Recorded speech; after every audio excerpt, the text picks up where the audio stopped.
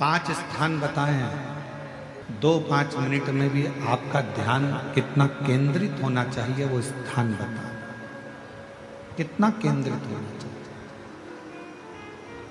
पहला, जिस समय पर तुम्हें समय मिले, तुमको लगे कि अब मेरे को भगवान को दीप लगाना, दिया लगाना, 5 स्थान पर तुम्हारे ध्यान की केंद्रता होना चाहिए। पहले नंबर पर दीप लगाते समय, जिस समय पर भगवान को आप लोग दीपक लगाते हैं, दिया लगाते हैं, किसी से चर्चा मत करो, फालतू की कोई बात नहीं होना चाहिए। दीप लगाना मतलब ज्योति को उत्पन्न करना, और ज्योति को उत्पन्न करना मतलब ज्योतिर्लिंग को प्रकट करना।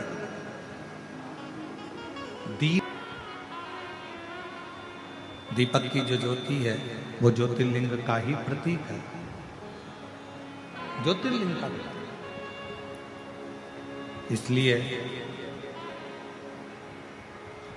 दीपक लगाते समय व्यर्थ की किसी से बात ना करी जाए। दीपक लगाते समय किसी से व्यर्थ की बात ना करते हुए जिस दीपक को आप प्रज्वलित कर रहे हो, जिस दीपक को आप लगा रहे हो, आपका ध्यान उस शिव की ज्योति में केंद्रित होना चाहिए।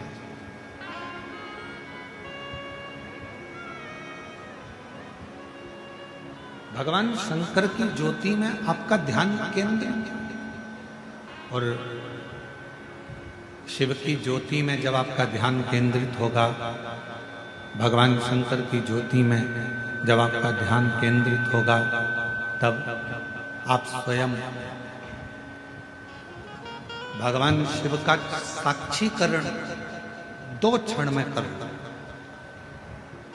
तो दीप जलाते समय चाहे मंदिर में दीपक लगाओ, चाहे घर के अंदर मंदिर में दीपक लगाओ, चाहे बेलपत्र के वृक्ष के नीचे दीपक लगाओ, चाहे आंवले के वृक्ष के नीचे दीपक लगाओ, चाहे आप घर के दरवाजे पर दीपक लगाओ। दीपक लगाते समय तुम्हारा ध्यान केंद्रित दीप में जो ज्योति है, ज्योति में जो शिवलिंग है, ज्योतिर्लिंग है, उस ज्योति का दर्शन करते समय अपने ध्यान को केंद्रित। दूसरा, भगवान शंकर को, सूर्य नारायण भगवान को,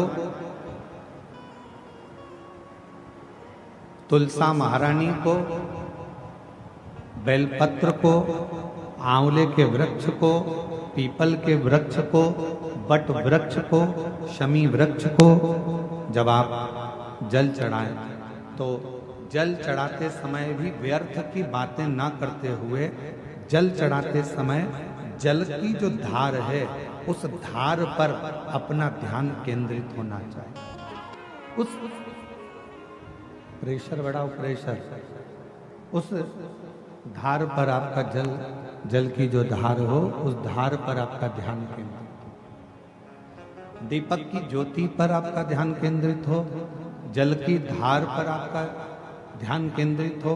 तीसरे नंबर पर कहा गया, तीसरा स्थान जो कहा गया, जब भगवान शंकर के मंदिर में, देवता के मंदिर में, देवालय में, शिवालय में जब आप भगवान को प्रणाम करने के लिए, नमन करने के लिए नीचे झुके हो, उस समय पर आपका ध्यान भगवान के चरणारविंद में केंद्रित होना चाहिए।